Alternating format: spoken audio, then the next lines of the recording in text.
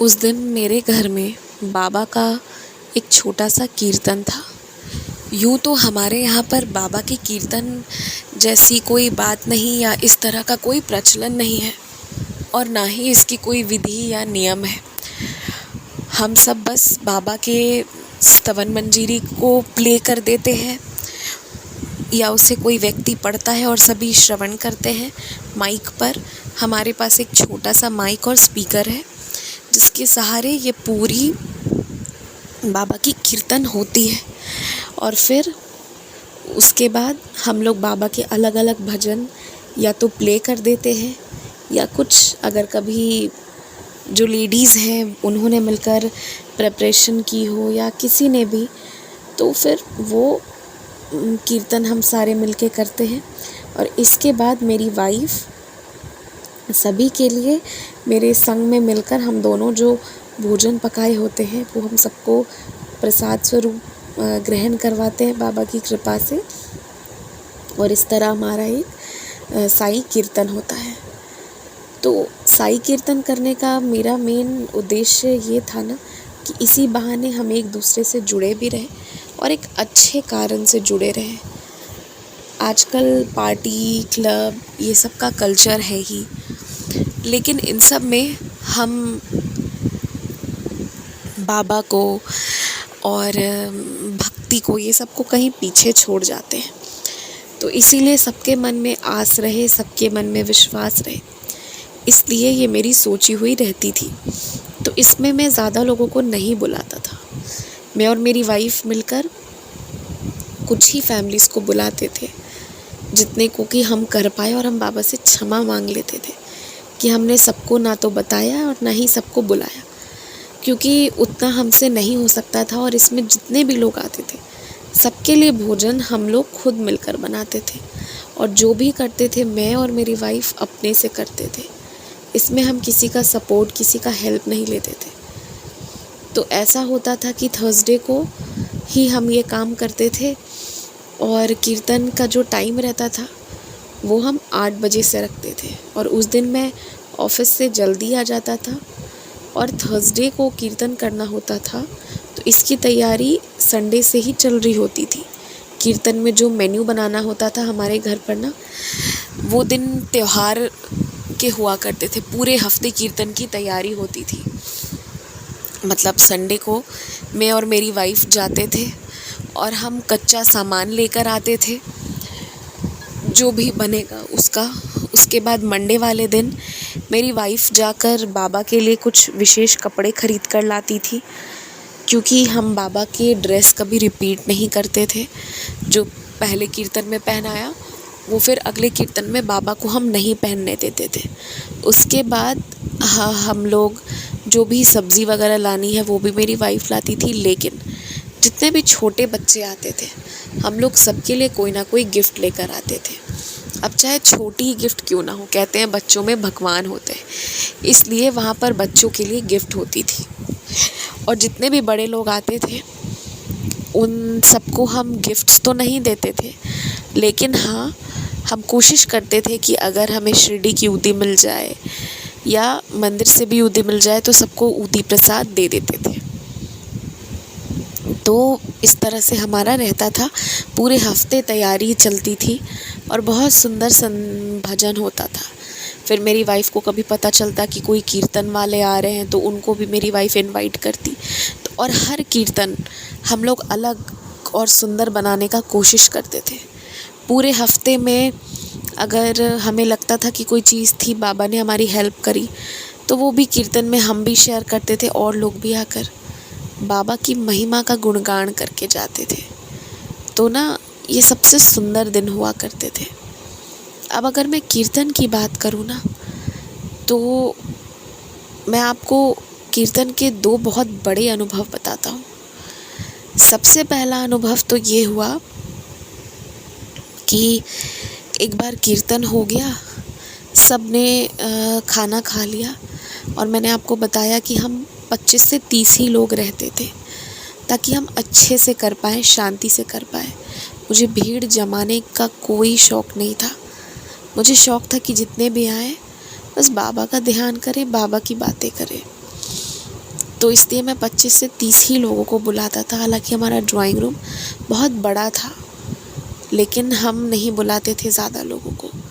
मैं ऑफिस में भी सबको नहीं, सेलेक्टेड लोगों को बुलाता था, और पड़ोस में भी 1 ही 2 सेलेक्टेड फैमिली आती थी। तो कुछ 25 से 30 लोग हमेशा रहते थे, या और अब लगा लो कुछ छोटे बच्चे होते थे। तो एक बार की बात थी, कीर्तन हुई, भंडारा हुआ, सब लोग प्रसाद ग्रहण किए, बहुत अच्छे से सब हुआ और फिर सब चले गए। फिर हम लोग भी खाना खा लिए और हम लोग भी सो गए। अगले दिन मेरी वाइफ जब किचन में गई ना, तो उसने बहुत ज़ोर से चिल्लाया, और मैं आधी कच्ची नींद में ही था, पर मैं उठ कर के किचन में गया। तो उसने मुझे दिखाया कि देखो, सारा नमक तो यहीं पर है, किचन में ही है। तो हमने कल खाना कैसे बनाया? और जब हमने उस चीज़ को चेक किया कि जब नमक तो हम दोनों मिलकर डाल रहे थे, और नमक का डब्बा से नमक ख़त्म कल हुआ भी था, और आज भरा हुआ कैसे है?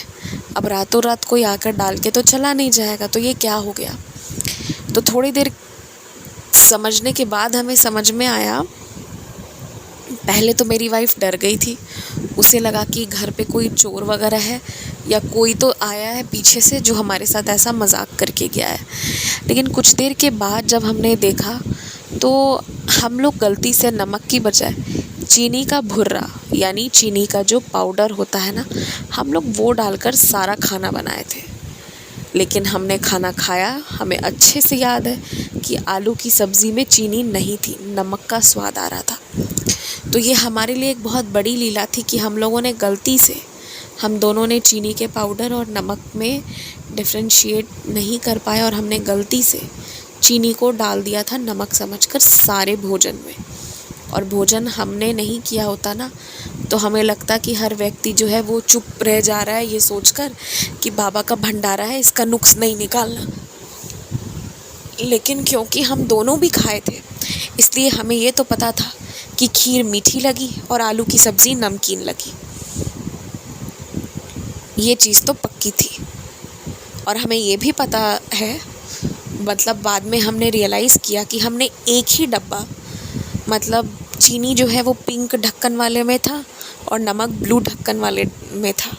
ब्लू ढक्कन को हमने उठाया ही नहीं कभी, हमने एक ही डब्बा यूज़ किया था पिंक वाला, और वही हमने खीर में भी डाल दिया था, वही हमने सब्ज़ी में भी डाली थी। और ये गड़बड़ हुई इसलिए थी कि ये सब उल्टा पुल्टा हो रहा था। हर बार मैं और मेरी वाइफ मिलके एक साथ एक एक डिश 1 बाय 1 बनाते थे, पर उस दिन मुझे ऑफिस में आने से बहुत देर हो गई थी, और मेरी वजह से कीर्तन डिले हो जाता या कुछ भी, तो मेरी वजह से इतना गड़बड़ हो गया था। और कीर्तन वाले दिन ना मेरी वाइफ को मार्केट जाना पड़ता था फ्रेश फ्लावर्स लाने, और उस दिन फ्रेश फ्लावर्स ना कोई थोड़े बहुत 10-20 रुपए के नहीं आते थे, बहुत बड़े क्वांटिटी में आते थे।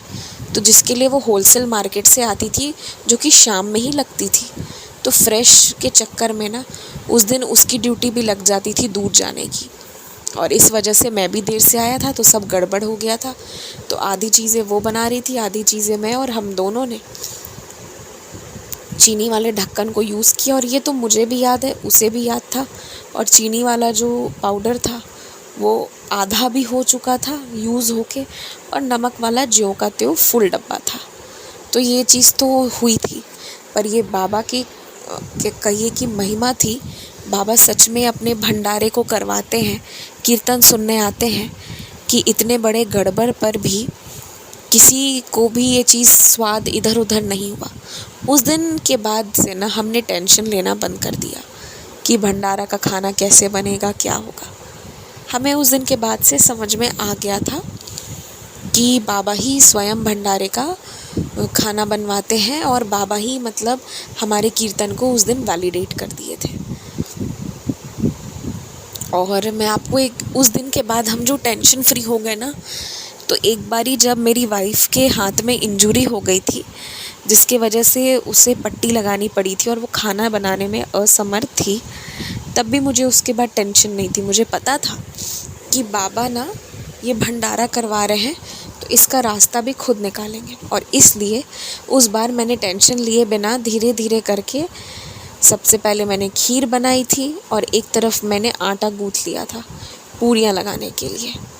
और मुझे याद है कि मेरे वाइफ़ के जो भाई हैं उन्होंने प्रेमवश हम लोगों के लिए खाने का कुछ ऑर्डर कर दिया था। और उस ऑर्डर में इतनी ज़्यादा पनीर की सब्ज़ी आई थी कि फिर मुझे सब्ज़ी बनानी ही नहीं पड़ी थी। और हमने वही पनीर की सब्ज़ी को फिर सबको भंडारे में खिलाया था। तो ऐसा भी एक बार हुआ है जब मेरी वाइफ़ की इंजरी थी, तो बाबा जानते होंगे कि मैं अकेले शायद उतना कुछ नहीं कर पाऊँ। तो इस वजह से बाबा ने सहायता प्रदान करने के लिए मेरे वाइफ़ के भाई के माध्यम से हमारे लिए इतना हेल्प भेजा। तो इस तरह के कई सारे अनुभव हुए हैं भंडारे से जुड़े हुए।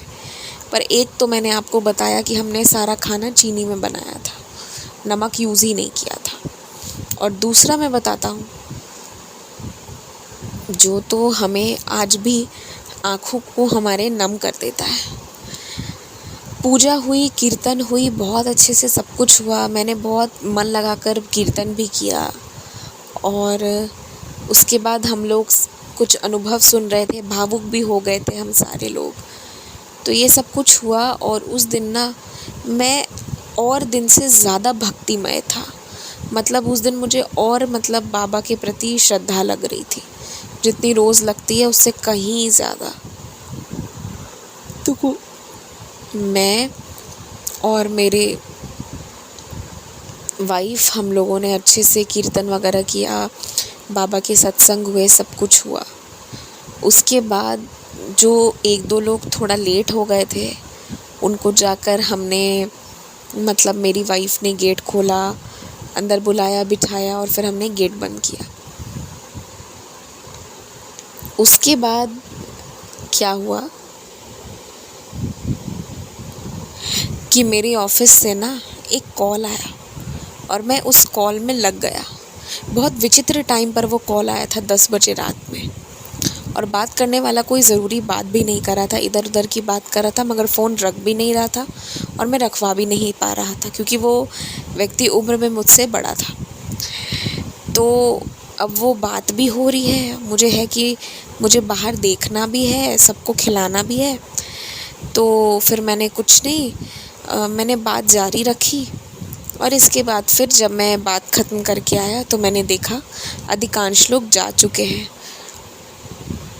कुछ लोग बाकी थे, वो लोग भी खाना खाए और वो लोग भी चले गए। सबके चले जाने के बाद हमें इस चीज़ का ध्यान आया कि हम तो गिने चुने लोगों को बुलाते हैं, कोई नया चेहरा कभी आता ही नहीं है। और हम जब कीर्तन करते हैं तो हम दरवाज़ा खोलकर नहीं करते, हमारे दरवाज़े बंद रहते हैं। फिर एक व्यक्ति जो आया था, जैसे ही मेरे ऑफ़िस का कॉल आया और मैं कॉल पे लग गया, तभी कोई व्यक्ति आया था। एक्चुअली हमारे एक दो पड़ोसी थोड़ा लेट हो गए थे, तो वो लोग आकर दरवाज़ा खटखटाए तो मेरी वाइफ़ ने खोला था। और उसी समय एक व्यक्ति और भी आया था जिसने ये कहा कि वो मेरी ऑफ़िस के हैं। और उस वक्त भंडारा शुरू हो गया था, तो मेरी वाइफ़ ने उनको भी खाना खिला दिया था। और मुझे भी इस बात का ध्यान है कि जैसे ही मैं कॉल रख के आया था, अधिकांश लोग जा चुके थे और मेरी वाइफ़ होता है ना कुछ सामान रखने अंदर गई थी, तभी वो व्यक्ति भी उठकर जा रहे थे। मैंने इस बात का ध्यान ही नहीं दिया कि पड़ोसियों के बीच ये अनजान व्यक्ति कौन है। बस उन्होंने मुझसे इतना कहा कि भाभी जी को कहना बहुत अच्छा भोजन पकाया था उन्होंने, और उनसे कहना कि थैंक यू, उन्होंने मुझे बुलाया इसलिए तो मैं यहाँ आया। तो मुझे लगा कि मेरी वाइफ़ का कोई जानने वाला होगा, तो मैंने अभी उनको थैंक यू बोला और वो चले गए। लेकिन मेरी वाइफ़ और मेरी बीच जब कॉन्वर्सेशन हुई तो मेरी वाइफ़ को लगा कि मेरे ऑफ़िस का कोई है, क्योंकि उन्होंने कहा भी था कि वो मेरे ऑफ़िस के हैं। और जब मुझे मेरी वाइफ़ ने बताया तो मुझे आश्चर्य हुआ कि मेरे ऑफ़िस में कोई हो और मुझे मालूम ही ना हो, और वह एकदम से उठ के आए, ऐसा कैसे हो सकता है। और उन्होंने मुझसे जिस तरह से बात की थी उससे मुझे ये लग रहा था कि मेरी वाइफ़ ने किसी को इनविटेशन दिया है और कोई आए हैं। तो हम दोनों को बाबा ने दर्शन दिया और हम दोनों को बाबा ने ग्रीट करी, हम दोनों से बाबा ने बातें करी और कितने सही तरीके से बाबा ने बात किया, जिससे कि कुछ समय लगा, फिर हमें समझ में आया कि ये कौन था। तो ये बस बाबा की बहुत बड़ी महिमा थी जो मैं कभी भूलूंगा नहीं। उस दिन मुझे लगा कि मेरे मन में बात रहती थी ना हमेशा कि बाबा मेरे भंडारे में आते हैं या नहीं, आपको अच्छा लगता है या नहीं।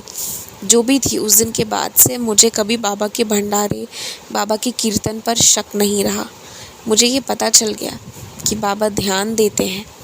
अगर हम इस तरह ग्रुप में मिलकर कुछ कर रहे हैं, बाबा इस चीज़ का बहुत ध्यान देते हैं और बाबा अपनी उपस्थिति भी दर्ज कराते हैं समय समय पर।